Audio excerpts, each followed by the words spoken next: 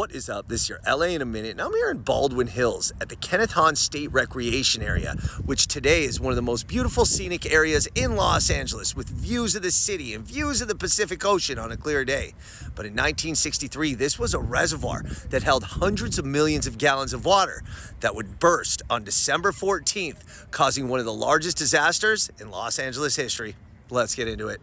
In the 1950s, as Los Angeles population growth continued to skyrocket, city planners needed new ways to secure water for the burgeoning population. Accordingly, reservoirs cropped up throughout the city, including the Baldwin Hills Reservoir. The reservoir was to be built on a hilltop in Baldwin Hills and would provide an emergency water supply for residents of West Los Angeles. Construction began in 1947 on an active fault line, which was a subsidiary of the well-known Newport-Inglewood Fault, but many geologists and engineers considered this an insignificant risk. By 1951, the dam was completed and the reservoir was filled with nearly 300 million gallons of water. For the next 12 years, the dam stood without incident as communities developed around the reservoir. But on the morning of December 14, 1963, the reservoir's caretaker noticed something alarming during his routine inspection: muddy water seeping from pipes beneath the dam's lining. Erosion is the dam's worst enemy, and news spread about the potential danger, and a race against time began.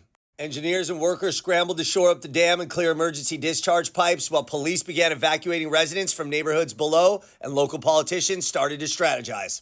As the day went on, newscopters began to circle overhead, and they captured live and unprecedented coverage of the unfolding crisis, including at 2:20 p.m. when a 3-foot-wide crack appeared in the dam's face.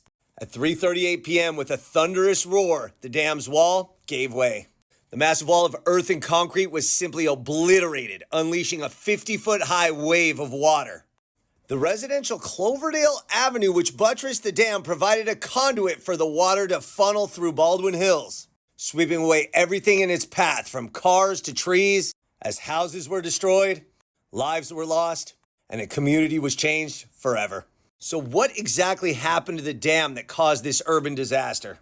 The investigation and the debate began almost immediately. Remember, the reservoir was constructed directly on an active fault line, a subsidiary of the well-known Newport-Inglewood Fault. The construction and the location were analyzed by teams of scientists, engineers, and authorities. But later investigations pointed to a different cause. Oil companies had long operated wells along La Cienega Boulevard, and federal geologists concluded that overpumping of the oil fields caused damage to the geological structure supporting the dam. Regardless, the community was devastated, and the disaster left an indelible mark on Los Angeles history and led to significant changes in dam safety regulations across California. So the Kenneth Hahn State Recreation Area has some of the best views in all Los Angeles. It's a big park. You could see the Pacific Ocean. You could see downtown Los Angeles.